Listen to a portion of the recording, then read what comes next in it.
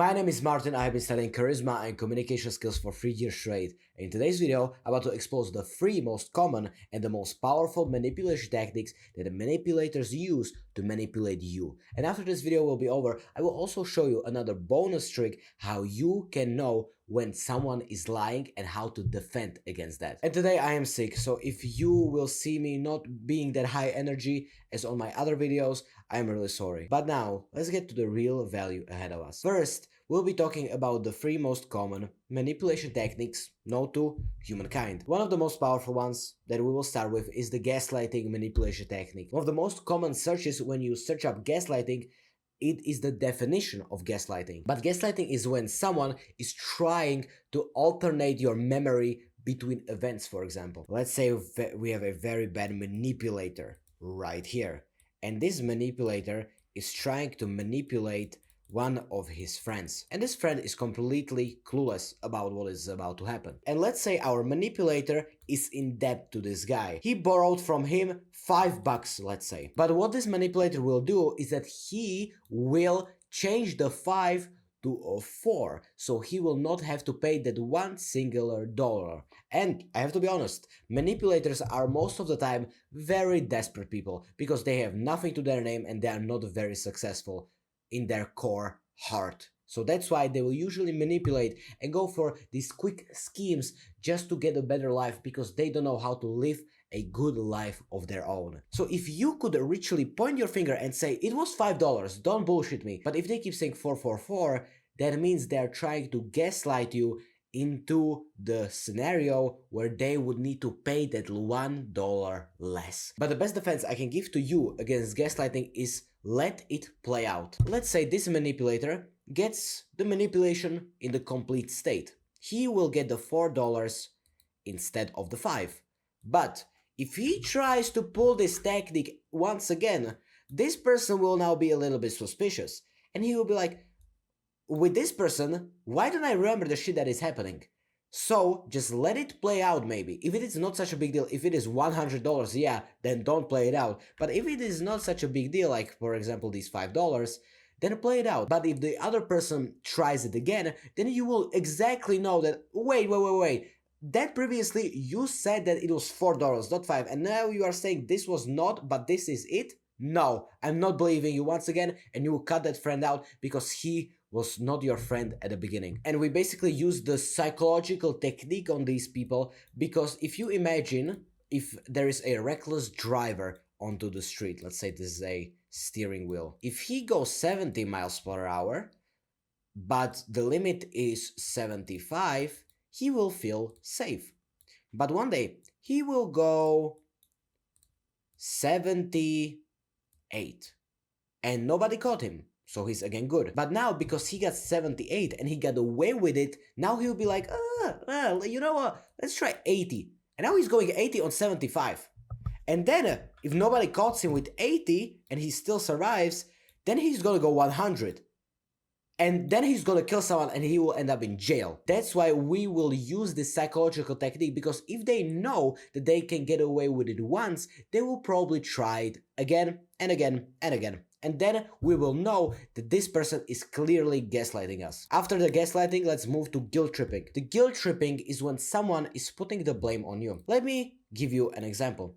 Let's say this girl right here, very manipulative bitch, and she wants tickets from her man. She will not ask nicely, she will not be kind, she will try to blame the other person. So this is a prime example of guilt tripping. I know you will not buy me the tickets because you are a bad person. That is shifting the blame onto the other person and not to her. If she were to just ask kindly with the words like please and thank you, she would have a much better success rate. But because she has some internal deep trauma inside her, she decides to use this manipulation technique. If the husband is smart, he will realize that this is clearly a guilt-tripping technique. But a lot of people want to say, no, I'm not a bad person, here you go, I am buying you the tickets. But what they don't realize is that this person now won because they used the guilt-tripping technique. So, how can we protect against this? You are already protected because you now know how this manipulation technique works. Because once you know what guilt tripping even is, it is really easy to catch. It is really easy to understand when someone is guilt tripping you. When someone combines a request with also blaming you, that is the combination of guilt tripping. The request in this case are the tickets, and then they are also calling you a bad person if you don't buy them tickets. So now you know what guilt tripping is, and now you can protect against it, against manipulators who try to take advantage of you. Now that we have covered guilt tripping, let's move to isolation. Isolation is one of the strongest manipulation techniques on this list. Reason for that is because good and very successful cult leaders use this manipulation technique. I'm gonna show you how. Let's say this guy right here is a cult leader, and all of these little guys right here are his members. But what would you do if you were in the cult leader's shoes? How would you secure that none of your members will ever run off somewhere away from you and they will never betray you ever again? Well, the solution is very simple. Isolation!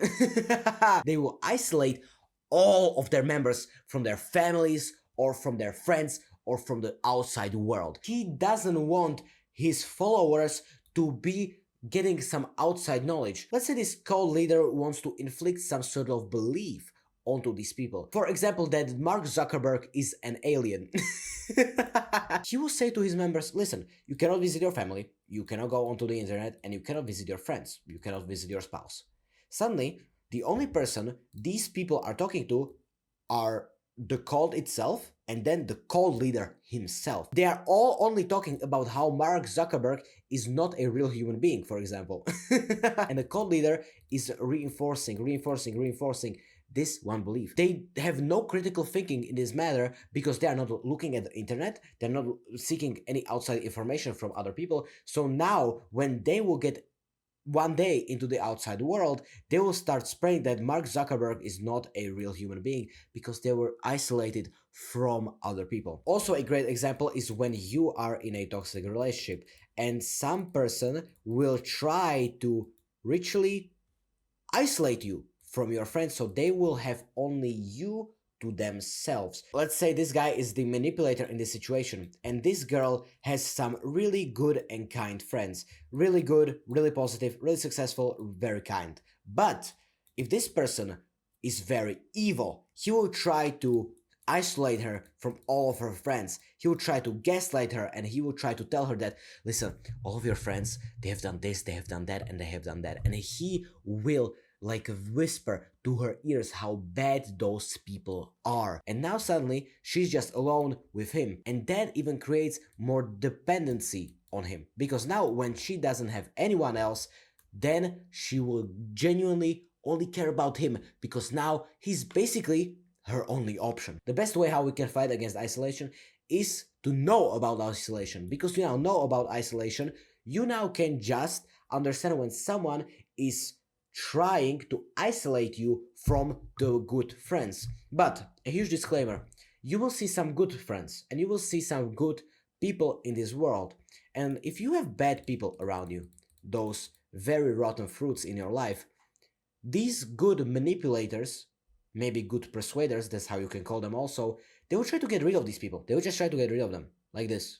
They will just try to isolate you from the bad people. So you need to use your thinking here. You need to understand if this person is trying to help me to get away from the bad people, or is he trying to destroy my life and get me away from all the good people out there. And now that we have covered isolation, let's move to the defense against liars. One of the best things I have learned is that liars use very big words. If you say to someone, hey bro, have you been texting while driving? No, never. I never text while I drive. See? That word never is huge. It's big. It screams at you. It's an over exaggeration. Someone who never texts while he drives, he will say, no, I don't think I texted today, but probably yesterday I did. See? There is much more honesty in that. But someone who is a liar will just say never, never, never. And if this happens to you, now what you can do is to stay silent.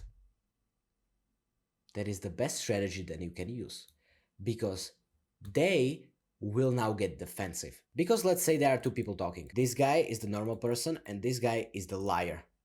And he will ask him, "Hey bro, have you been texting while driving?" No, I never text while I drive, I never. And if you in this situation just stay completely silent and say nothing, they will crash out. They will realize that you are onto them, even though you truly are not. They will try to defend their own lie in front of you, and they will try to add on so many new things that they will seem so desperate for your attention. And that is a direct indicator that they are lying. Why would you need to defend your opinion so hard? If someone says something and they believe it is true, they only need to say it once. They don't need to say it multiple millions of times, because if they have to say it multiple millions of times, then it signals to the other person that they are not even confident in the message that they are saying. The confident person would just say the message once and then they would move on. So if the person will not be lying, in the silence they would say nothing. And this is how you can know who is lying, if they use big over dramatized words, and this is how you can catch them off guard if they are truly lying. And because you got this far into the video, I have a very special bonus for you. My name is Martin and I am the inventor of the social yin yang. If you want to one day come into a room and everyone will start smiling at you, nobody is a snake, and everybody will absolutely love you, click the first link in the description. I have a very special announcement and a very special bonus for you right there. And if you want to know how charismatic you are, you should click this video right here. Live a happy life.